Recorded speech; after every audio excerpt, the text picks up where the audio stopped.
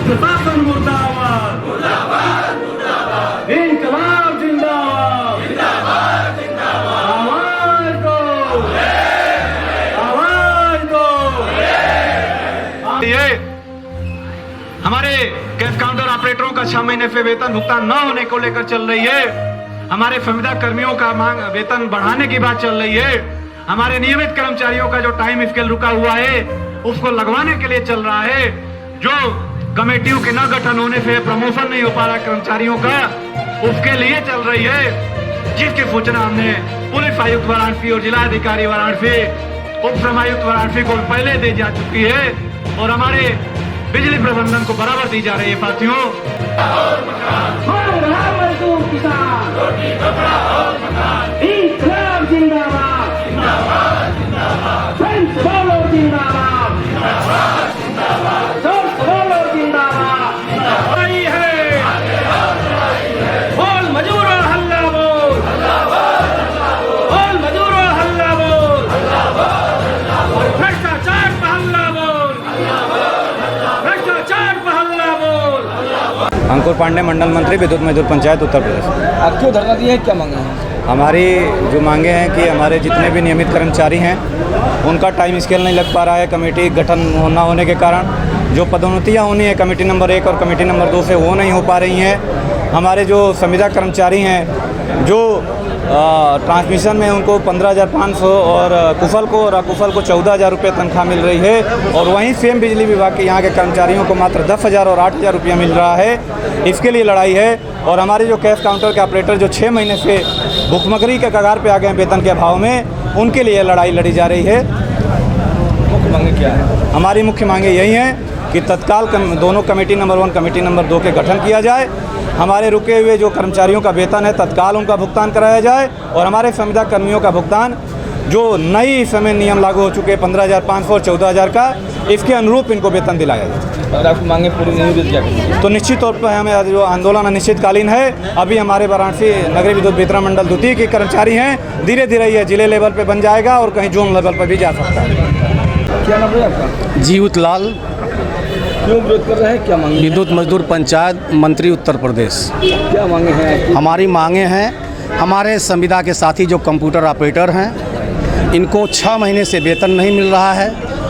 इनको हमारे संविदा के साथियों को टूल बॉक्स, इनको लाइनों पर चढ़ने के लिए जो टूल है, सुरक्षा उपकरण है, उनको नहीं दिया जा रहा है और न मिलने से हमारे कर्मचारी आए दिन दुर्घटना का शिकार हो रहे हैं।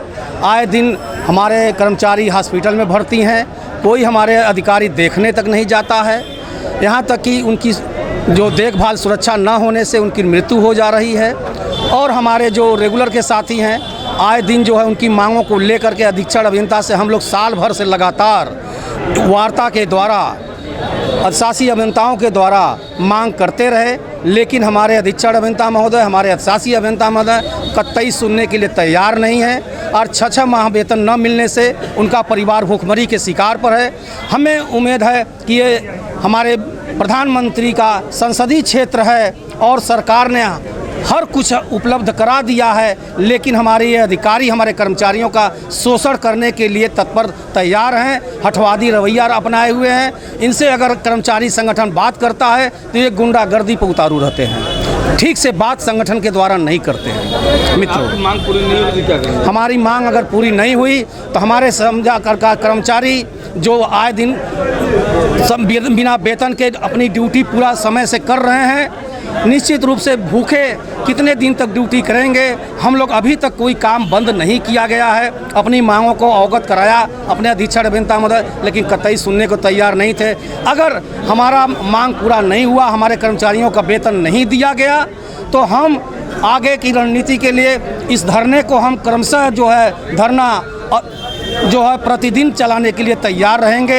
अगर हमारे धरने से इनका ध्यान आकर्षण नहीं होता है, वेतन नहीं मिलता है, तो उसके आगे हम संगठन में बैठ करके आगे की रणनीति तैयार करेंगे। बिजली कटौती होगी इसमें? इसके आगे की रणनीति हम तैयार करेंगे।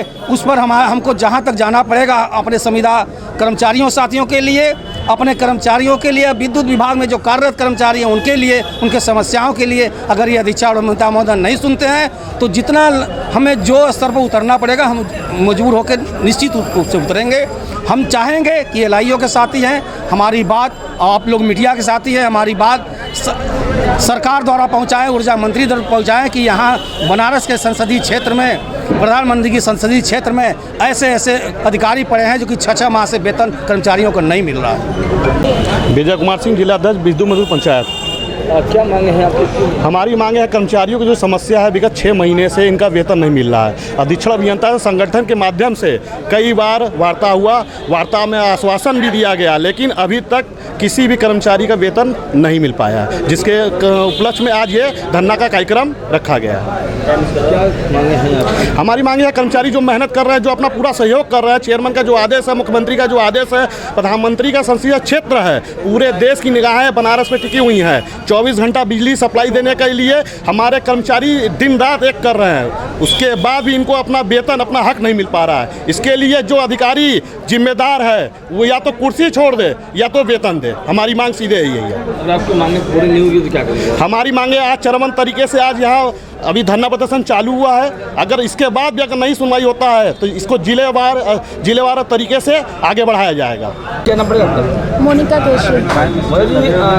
धरना दी है, क्या मांगे आपकी है? ये हमारे संविदा कर्मियों भाइयों का जिनका 6-7 महीने से सैलरी नहीं मिल रही है, उनका परिवार कैसे चलेगा, उनके बच्चे हैं, उनके परिवार है, तो वो अपना परिवार का पालन पोषण आखिर कैसे करेंगे। इसलिए हमारी ये धरना हमारे उनकी मांगों को पूरा करने के लिए और जो हमारे कर्मचारियों की टाइम स्केल है और बाकी मांगों को पूरा करने के लिए धरना किया जा रहा है। जिससे अधीक्षक अभियंता से वार्ता हुई थी, लेकिन उन्होंने कोई वार्ता का समय देने के लिए कहा था, लेकिन उन्होंने अभी कोई समय नहीं दिया और ना हमारी किसी भी मांगों को उन्होंने पूरा किया है अभी तक। क्या खास मांगे थी आपकी? हम लोगों की मेन मांग यही थी कि हमारे कैश कंप्यूटर ऑपरेटरों का जो पेमेंट रुका हुआ है वो उनका पेमेंट कर दिया जाए और जो कि कर्मचारियों की समस्याएं हैं, जिनका टाइम स्केल है, प्रमोशन है, स्थायीकरण है, जिनको कमेटी बना के उनको पूरा किया जाए। लेकिन अभी तक कोई भी मांगे किसी भी तरह की पूरी नहीं हुई अभी तक। 6 महीने से परिवार चला कैसे रह रहा है? अब ये तो आप लोग जाने, अगर अधिकारियों का 1 महीने की सैलरी अगर रुक जाती है तो उनको प्रॉब्लम होने लगती है। जहाँ लोगों की 2-2 लाख सैलरी है, अगर 1 महीने की रुक जाए तो उनको दिक्कत होती है। और यहाँ तो लोगों की 8-10 हज़ार सैलरी है जो 6 महीने से नहीं मिल रही, तो वो अपना पालन पोषण कैसे कर रहे होंगे, ये अधिकारियों को समझ में नहीं आ रहा है। त्यौहार भी है सर जी, त्यौहार है तो उनको ये समझना चाहिए ना कि उनके परिवार में जो बच्चे हैं या जो उनके परिवार के जो भी सदस्य हैं उनका त्यौहार कैसे मनेगा, जो भी है। लेकिन उनको अधिकारियों को इस बात की कोई भी कान में भनक नहीं पड़ रही है, ना वो इस बात पे कोई ध्यान दे रहा है। इसलिए हम लोग का ये धरना किया गया। ये धरना हमारा तब तक नहीं खत्म होगा जब तक हमारे संविदा भाइयों की सैलरी मिल नहीं जाती है। डिजिटल इंडिया का digital new platform live VNS पिछले 7 वर्षों से बनारस की सेवा में। पाइए बनारस के कोने कोने की खबर निष्पक्षता के साथ। लाइव VNS से बनारस की ताज़ा तरीन खबरों के लिए प्ले स्टोर से डाउनलोड कीजिए लाइव VNS ऐप या फॉलो कीजिए लाइव VNS को सोशल मीडिया पर।